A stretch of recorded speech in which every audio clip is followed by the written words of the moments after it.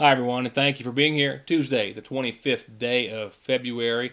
A lot of news happening today, and we're going to jump right into those headlines in just a few moments, a bit off of our normal format for the program this evening, so I can make it hopefully in time for the tip of tonight's first boys semifinal matchup in the 57th District Tournament at Martin County, which means I'll have girls highlights for you from last night's two games, and of course the layout as far as the 57th District Tournament and who's going to the Expo is as it stands right now. That's not the only news that we'll have. We'll also have the arrest of an Oil Springs man who is accused of violently assaulting his sister and nearly killing his brother-in-law. It appears as though firing a shotgun at his head, missing just by inches before he was arrested by the state police. And the state police and the Johnson County Sheriff's Department assisted the Floyd County Sheriff's Department earlier today, who initiated a traffic stop and then a pursuit which netted in the arrest of an escaped inmate originally from Paintsville, but which had walked off of a work detail in McCracken County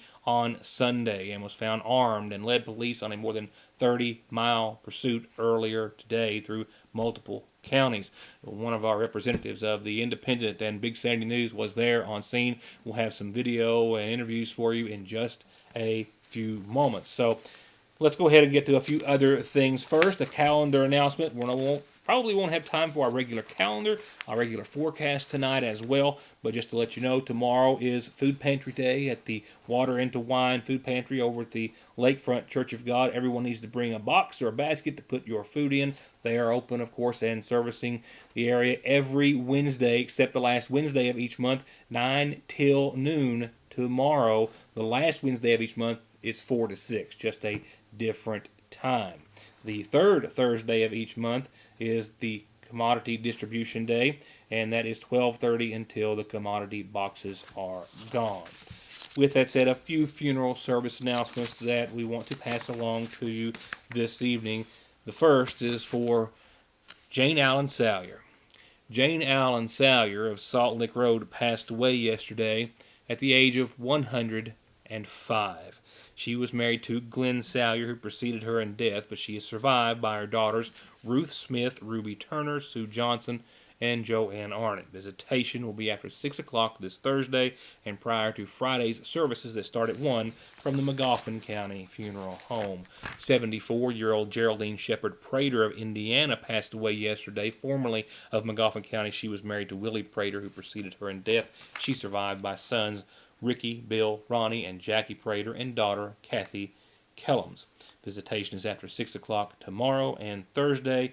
Services start Friday at 1 from the Magoffin County Funeral Home. And 71-year-old Rebecca Clark of Springboro, Ohio, passed away day before yesterday, living much of her life here in Magoffin County. She survived by sons Kenny Bailey and John Darrell Bailey, and daughter Leah Brock. She is also survived by her loving husband Kevin Morris Clark. A celebration of life service will be held this Saturday from 2 to 4 at the Newcomer Funeral Home in Dayton, Ohio. Headlines will start right after these messages.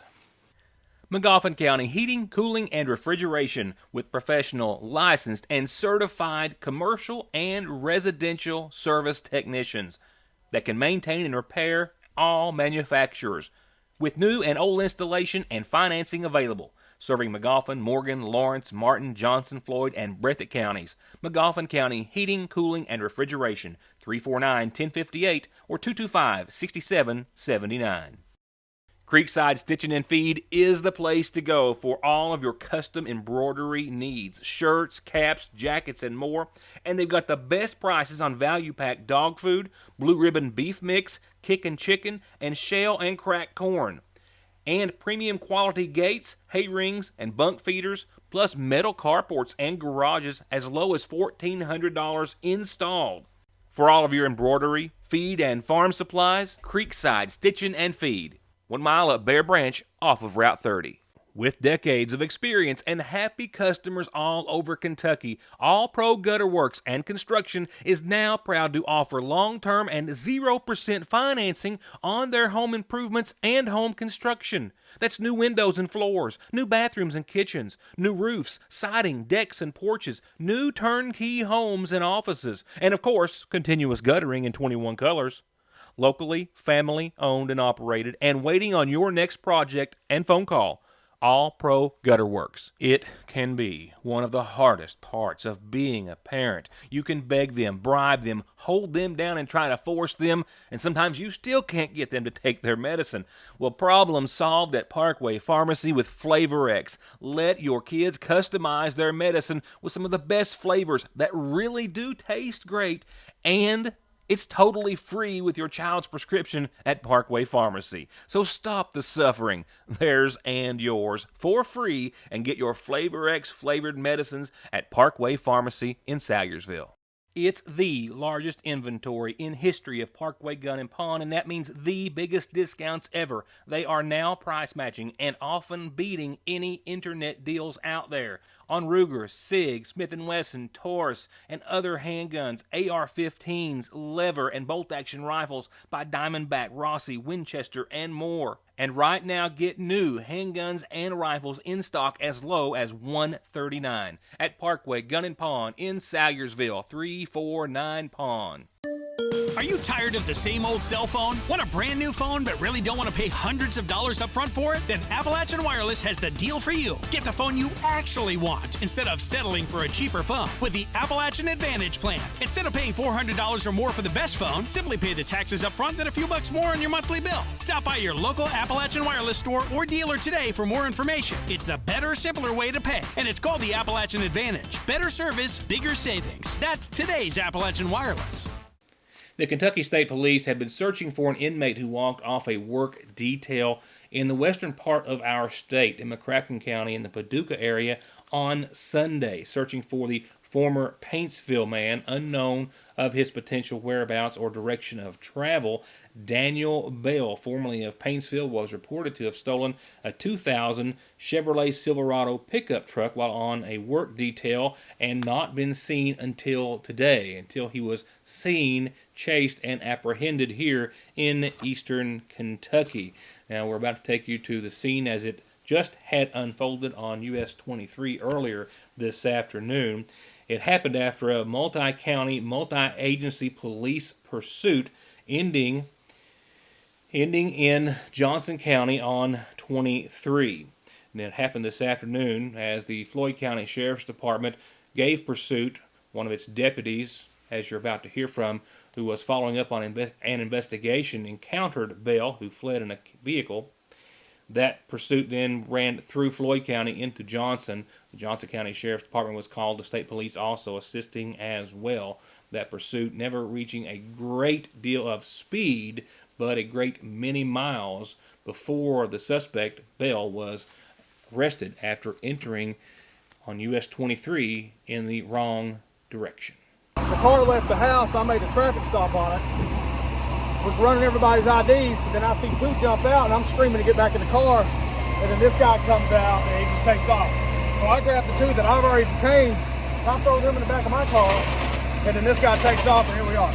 Yes, there they were some 30 to 40 miles later. I am told that the pursuit never really exceeded speeds of more than 55 miles per hour. However, there were numerous attempts to get Bell's vehicle to stop, including the Johnson County Sheriff's Department placing spike strips across Kentucky Route 321, after which Bell drove into the ditch to avoid and continued on. He continued on to Route 23, getting into the northbound lane while traveling south. It was only a few short miles thereafter that he got onto 23 that authorities were finally able to make the stop before anyone got hurt or worse. It is confirmed that the vehicle that he was in, the black Chevy, I believe Malibu, had not been known to have been reported stolen at the time of the arrest. That was still under investigation, with Johnson County Sheriff Doug Saylor confirming that Bell was armed. He did have a firearm. Beyond that, the vehicle has not been searched, so It's going to go back to Floyd County that initiated the pursuit, and they will follow up on the search of the vehicle. That video and the information I have still just kind of fluid as it was coming just from the scene at that time. The investigation continues.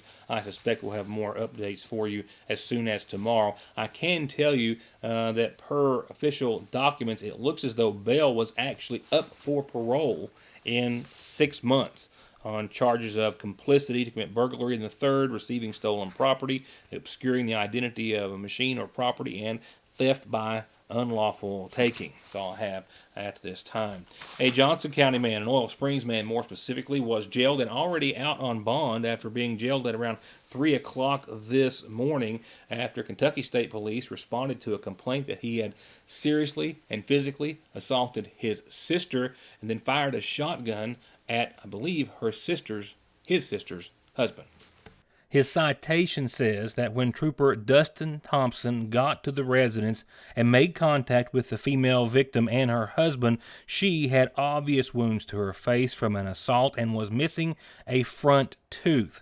The victim saying that her brother, this man, Lindsey Blanton, had come to the residence and assaulted her while being extremely intoxicated while she tried to calm him down. But he picked up a chair and started to hit her with it when another person intervened and pulled it away from him, after which Lindsey grabbed his sister by the throat, threw her onto the floor, and started hitting her in the face with his fists. Just moments later, the husband of the victim is said to have pulled in the driveway and seen Lindsey Blanton, he says, putting the shotgun in the seat of his truck, but then turning around, getting out of his truck, and then approaching the husband's car and sticking the barrel of the shotgun through the partially rolled down window and fire a shot directly at the husband's head, only missing because the husband grabbed the barrel and deflected the shot, which hit the back of the seat he was sitting in. He also accuses Lindsey of firing another shot directly into the driver's side door of the vehicle, saying numerous times that he was going to kill him. And at some point thereafter, they say that Blanton left the scene going to his residence just a few moments down the road, and that's where police found him.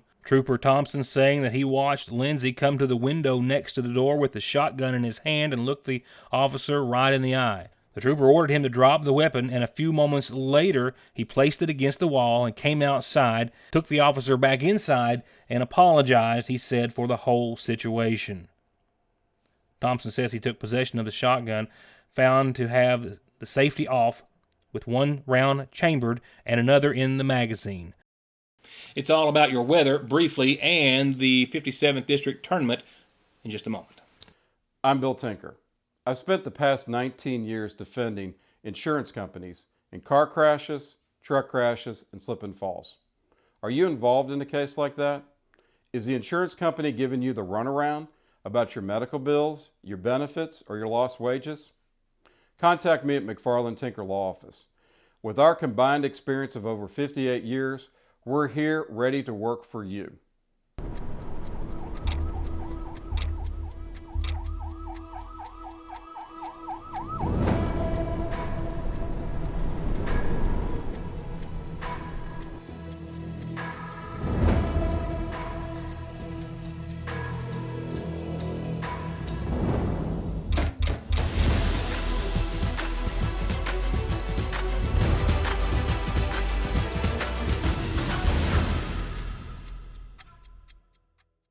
Look at that face. This is Katie. Katie is a super sweet, petite little girl who's a bit shy, but very well-mannered. But despite all of that, she's been at the Johnson County Animal Shelter since last October. She gets along great with other dogs and is very loving and maybe around 2 years old. If you'd like to meet Katie or take her home, contact the Johnson County Animal Shelter. Our Pet of the Week sponsored by Dr. Tom Abel of Abel Eyes in Campbellsville and Lexington. At work, we do a lot of live shows with crowds. I used to sit up there and not really know who was looking at me. I was finally tired of contacts and glasses, tired of paying for contacts, and I just decided I need to get these eyes fixed. Able Eyes was great. If someone asked me if they should get LASIK, I would absolutely recommend it. At first, like many people, I'm hesitant, but after going to Able Eyes and they walk me through it, I know that it's a quick and painless process, and I recommend going to Able Eyes. They were the best. Right now, you can take advantage of their lowest prices of the year at $1,800 per eye. Don't drive or let your family drive in this or this before doing this, stopping at Conley Tire in Staffordsville for brakes, oil, alignment, and of course, tires. Thousands of tires in stock every day to fit anything with 6 months no interest financing and over 33 years of quality service with a smile. Conley Tire in Staffordsville. Need an oil change? Are your brakes shot? Are you ready to turn the wick up on your diesel or lift up and accessorize your 4x4? Or get that dent fixed once and for all? Then call the professionals at Black Smoke Performance for all of your maintenance needs and auto body repair, from insurance collisions to full restoration projects. Black Smoke Performance on May Drive in Dixie of Sagersville, 3498785. Tomahawk Feed and Farm Supply, the region's largest inventory and lowest prices on feed for pets and livestock. And now they have Bernie, gear so warm you'll think it's summer, shirts and outerwear, overalls and more for gentlemen and ladies. And Tomahawk always has the best prices on pickup and delivery of gravel and rock that's dense grade all the way up to big class 3 and drain pipe 4 inches all the way up to 72 inches. Tomahawk Feed and Farm Supply in Sagersville at red light number 4. At Sagersville National Bank, they know your house is much more than your home. It's an investment, and for many of us, the biggest we'll ever make. And whether it's for needed repairs and maintenance or a new addition or renovation to give you some more room and more equity, let Sagersville National Bank deal with all the financial work and worry. Real and real competitive, hometown, homegrown, home improvement loans at Sagersville National. All right, it's time for the 57th District Tournament as we're about to embark on night number 2, which is the first of the 2 boys' semis. Let's roll back to last night where it was both of the girls' semi-final games. In the first game last night, you had the number 1 seed of the Martin County Lady Cardinals coming in at 19-9 against the number 4 seeded Magoffin County Lady Hornets at 2-25. Now, these two teams had obviously faced each other twice in the regular season. Martin County, a 50-26 winner over the Lady Hornets at Martin County, and a 63-39 winner over Magoffin County here at Magoffin before last night's third rematch, if you will. Right here, you'll see Martin County's Alyssa Allen hit the big 3, but early on, it was all number 4, Maddie Thompson for the Lady Cardinals. Thompson picked up all of the first 15 points for Martin County, taking them up to 24-10 until Magoffin County's Haley Barnett hits this one for 2 to break the drought with the jumper for Magoffin County. And with a 29-12 score early on in the second quarter, Magoffin County loses Haley Barnett as she's fighting for the rebound and goes down hard on her right leg. And with Barnett on the bench, Magoffin County fights to stay alive with the likes of a big third quarter 3 from Macy Thacker, this one from the wings by Kennedy Williams, and another by Williams from the other side. With the Lady Cards rolled on to the championship 42-18 after the third quarter and a final score last night of 51-33. Madison Thompson led Martin County in scoring with 28, Macy Thacker for Magoffin County with 12. So Martin County and the Lady Cardinals roll on to Thursday night's championship right now at 20-9. The Lady Hornets will hang it up for the season, 2-26. That means we had game 2 last night. It will be between the Lady Eagles of Johnson Central coming in at 15-13, the number 2 seed, the number 3 seed of Paintsville, and the Lady Tigers at 9-19. These two teams, of course, meeting twice in the regular season. Both games a win for Johnson Central, 34-29 and 44-23. Central looking to take the third round last night. So the Lady Tigers wanted this one, and early on, Chloe Hanna had them in the game. And with Ava Hyden later going 2 of 2 from the charity stripe, Paintsville took the early lead until Sammy Seitz lays this one in for the lead for Central. And from there, the Lady Eagles never looked back. After the first quarter, it was 10-4 Central, 36-10 Central at the half, and a final score, 57-24, the Lady Eagles of Johnson Central sweeping the Tigers for the season. That, of course, means Johnson Central will move on to Thursday night's championship and the Expo in the form of at least the 57th runner-up. Paintsville will hang it up. Paintsville on a 9-20 record, wrapping up their season. Central still in it at 16-13, taking on the number 1 seed of the ladies from Martin County Thursday night. These two teams, of course, have met twice in the regular season. Johnson Central lost by 13 at Martin County, and Johnson Central lost by 4 to Martin County at Central. Again, the girls' championship tips off Thursday night at 7. And, of course, the boys' semis start tonight. It's McGoffin and Martin tipping off at 7 o'clock tonight. The boys from Central and Paintsville tomorrow night at 7. And as I said, the girls' championship Thursday night at 7. The boys' championship will be this Friday night at 7 o'clock as well. So it's 7 across the board the rest of this week, all at the new Martin County High School. And, of course, highlights tomorrow from what I expect to be an exciting game tonight between the Hornets and the Cardinals. With that said, real quickly, I'm just going to summarize your forecast for you, powered by Licking Valley RACC. We saw some sun poke through barely and briefly today, but otherwise mostly cloudy tonight and 44 degrees. Tomorrow, the rain returns mainly after 9 a.m. Temperatures will rise to about 46 by about 9 o'clock in the morning, and then they'll backpedal down to about 41 during the rest of the day. We'll see winds up to 26 mile per hour gusts tomorrow out of the west-southwest, so breezy. Maybe a quarter of an inch of rainfall tomorrow, less than another half of an inch of rainfall tomorrow night. Maybe a good half an inch for everyone in totality for your Wednesday. Tomorrow night's low is still looking to be right around 27, which means there might be some very light accumulation on the back end of your Wednesday with some flurries lingering into your Thursday morning.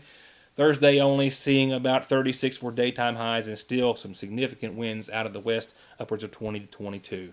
We'll pick it up from there or for the rest of your forecast when I see you back here tomorrow night. Highlights, weather, news, and more when I see you then. Good night. Thanks for watching.